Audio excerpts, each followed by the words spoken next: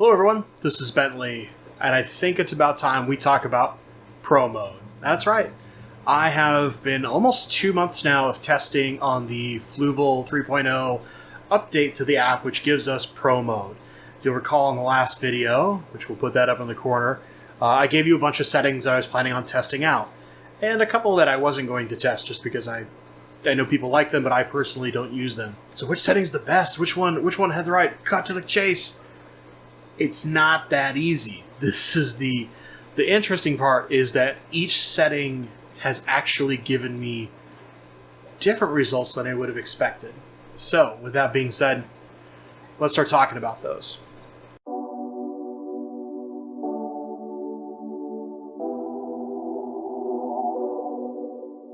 So right here is the Plants for Profit tank, aka the Kochu Tetra tank. This has been running my day sim light setting. We'll put that up on the screen right now.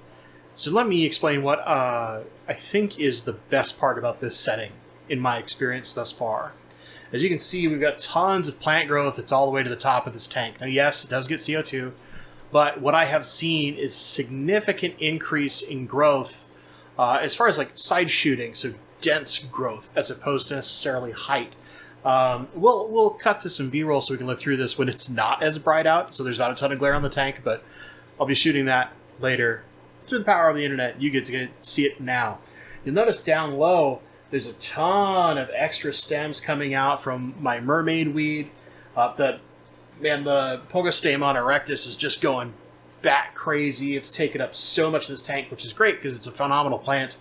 And even though I've had a bunch of trimmings, my Pogostemon Kimberly has been growing very well. The Garofalo Green Olive is doing great. Basically, every plant is giving me a lot more additional baby plants, and they're growing very quickly. So the growth is phenomenal on this color setting. What am I missing? What am I not getting? I'm not seeing as much intensity in some of my oranges and reds in a couple of plants, and I think that's just a matter of because it's not a big, long duration of super powerful, like 100% light. I'm getting something a little closer to concentrated growth as opposed to insane coloration. So I think in this case, for that setting, it's really, really good if you want a lot of growth. What I do actually like about this setting in particular is the way the fish look under it. It's just, their color looks phenomenal. It's every different part of the day, the color looks slightly different because of the way that the colors mix around. It just makes them look really, really cool every time I look at them. So that's that setting. Let's check the next one. So the Guppy Mansion has been running Steep Sunset, and that setting, as we'll look at the curve here, is designed to give us a much longer kind of sunrise period where the light's more gradual. But once we get to the sunset period, that falls off in its light power quite a lot faster. There's kind of some benefits to this. One, it replicates more of like a fall or very early fall where you're starting to finally get past those long days. Those sunsets are coming a lot faster. And when it starts to get dark, it then goes dark very quickly. That's what this is designed to mimic. But what I've noticed in this tank is that the Java fern through here, and again, we'll cut to that B-roll that we shoot when there's not so much glare, because look how much glare is behind me, right? All right, let's go with B-roll, and I'll talk. You look at this Java fern, this is mostly Windlaw, and you can just see it's all getting that nice lacy structure. It's looking phenomenal. It's taken its time to get to this point, but under this light setting, it's actually gotten to this very, very fast, which I really like. That's making that Java fern just look really healthy, really robust. And then the Crypt Growth has been phenomenal. The Crypts and the Erios are doing amazing. The thing that's actually struggling is a Pogostemon, which I find kind of funny. And yeah, there's some extra algae growth, but that's probably because I ripped out a ton of much older stems that were far denser and put out far less of a different Pogostemon because I wanted to try a different plant in this tank. So the algae's probably not the fault of the light setting, but we can't rule it 100% out because there is more blue light in this setup, and as you guys know, my experience has been more blue light with a Fluval light equals more algae.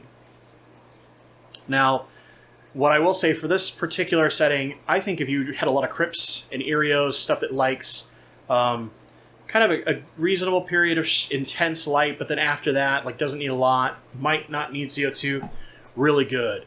Especially if you look over here in this corner where the Erios, and then this is Crypt Florida Sunset, it looks stellar. The Florida Sunset is looking amazing. And it's just really popped off ever since I put this light setting into place a couple months back when I made the first video on this. I was very slowly getting growth out of it and new leaves, and I really wasn't seeing too many child plants. I was seeing the start of one runner, and now I've got plenty, very robust leaves, super dark coloration. That's the way you tell this plant is like that ultra dark green on the top and that really dark crimson-y kind of color underneath compared to the standard reds or browns. This is what you're looking for in a Florida Sunset, and it is looking lights out for a crypt. So where's the downside of this?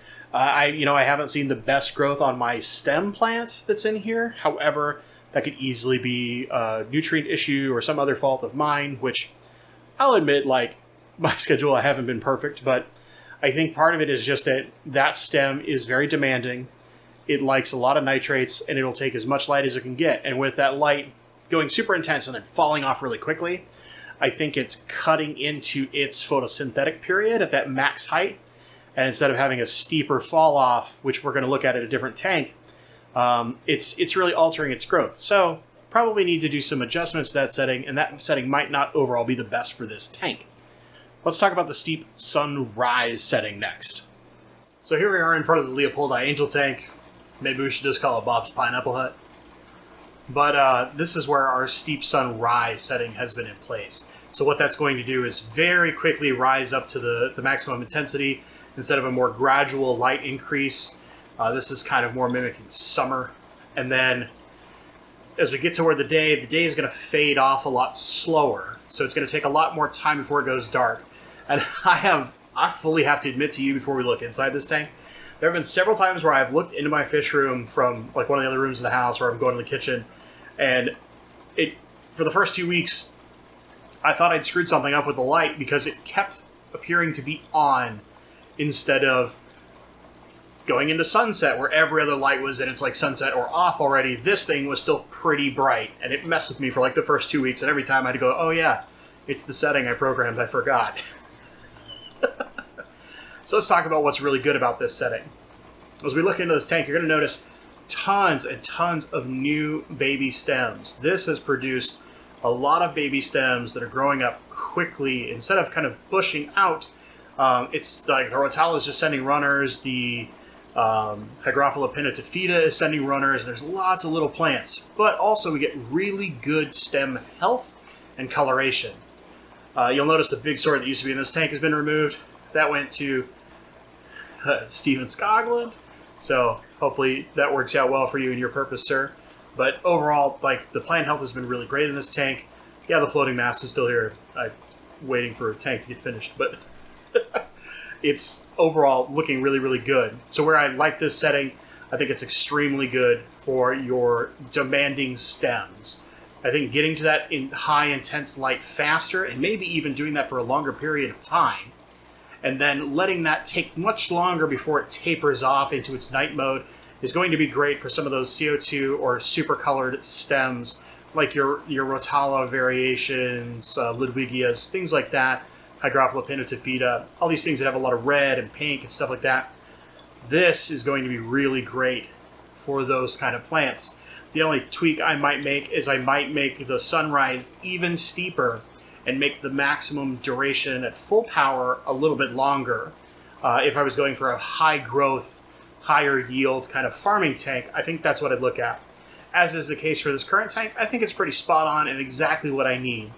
The only downside, the couple of crypts that are left in here that are slowly getting taken out, their growth hasn't been any faster or better than it was before. In a couple of cases, it seems like it's just kind of stalled. So very much the opposite of what we saw over in the Guppy Mansion. I think that this setting is not as great for crypts, whereas that kind of longer, shadier light might actually just inhibit their growth better. But for stems, this setting is pretty amazing. Now our final setting would be the even curve, but that one is straightforward and simple. And I've been using it in the Bozemanite tank, where we're now starting to finally get some babies. And really, its only purpose there was to actually lower the duration of light and kind of take away some algae from that tank because it doesn't have a lot of plants. Now, there are Vesuvius in there, and I've noticed, I'm looking at it here, the replication of the Vesuvius and the general, look, it's got strong twists, stuff like that. It's doing better, but overall, the difference is not that huge compared to our previous kind of setting.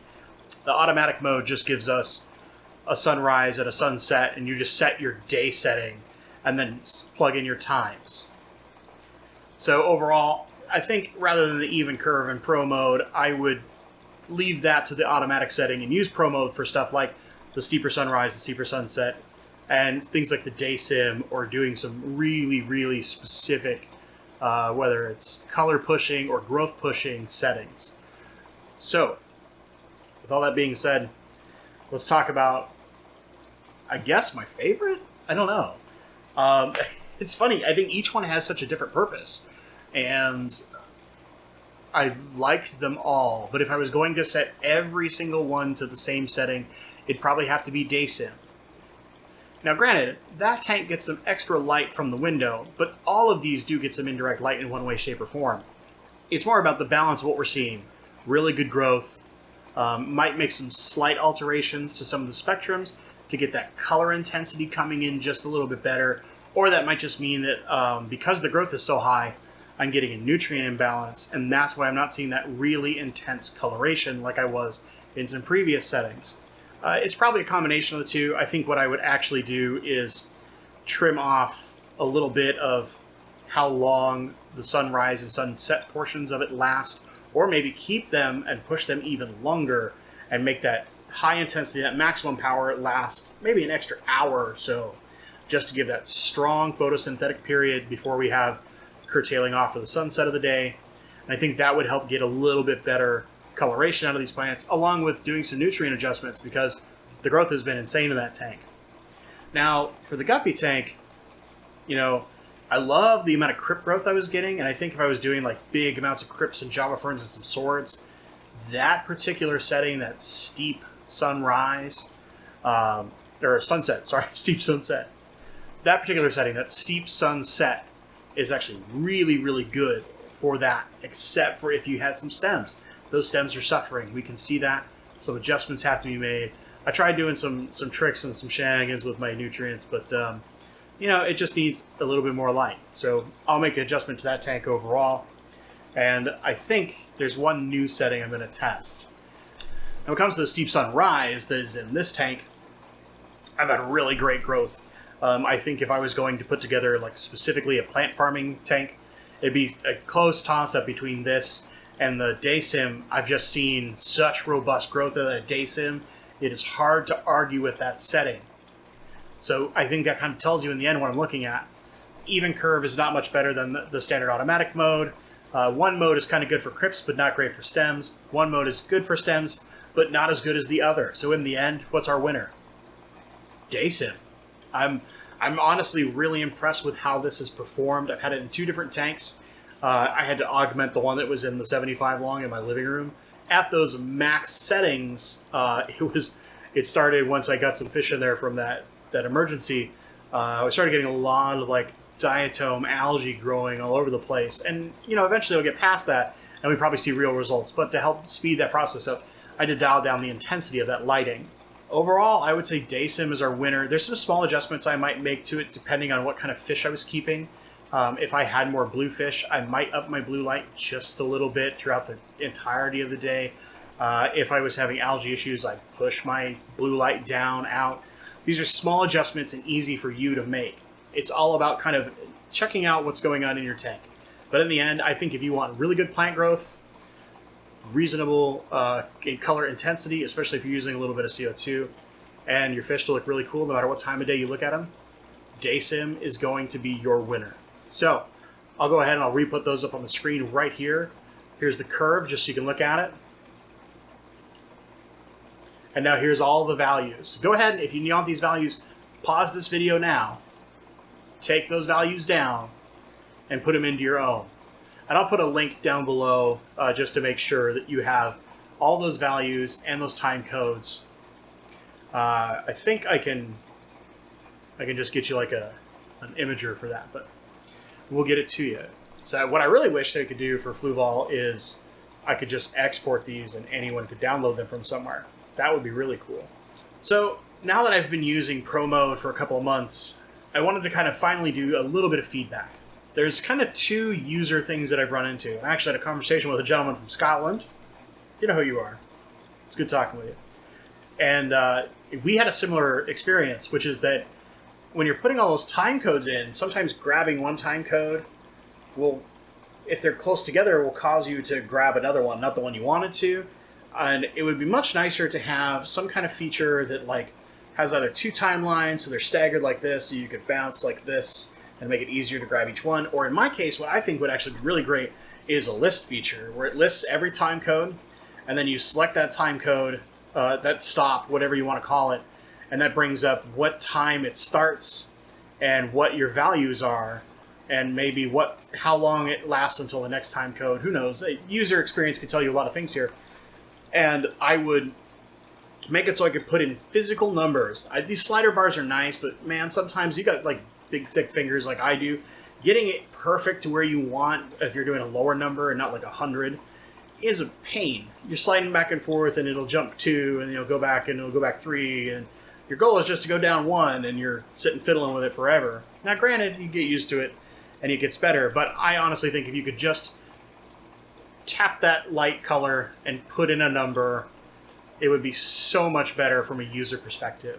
So, Fluval, I really hope you guys are listening. This I think would be your best feedback for your next like small kind of quality of life change. I think the Pro Mode is phenomenal. I think the ability to get other people's Pro Mode settings would be really great. Maybe get some kind of download code or something like that.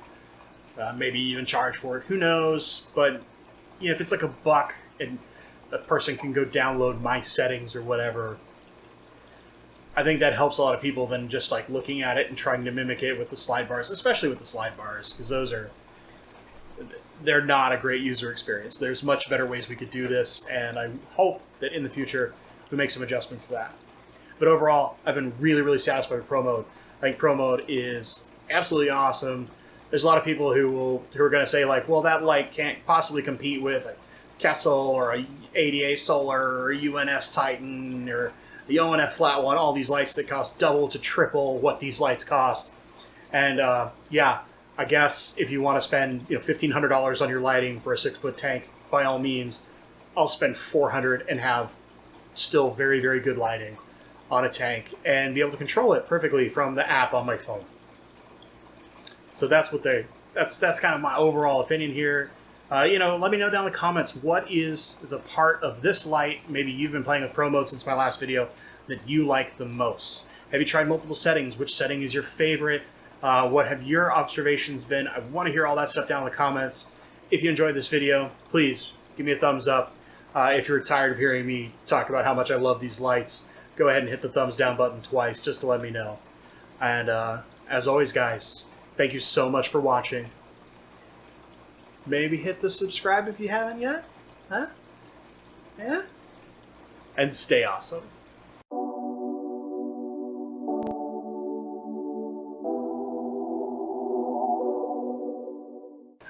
I think that in that plant, now granted that plant gets some extra sunlight from the window, so that plant. Now when it comes to the tank behind us, right, this is our steep sunset. This is our steep sunrise. I keep forgetting which one it is. Steep sunrise.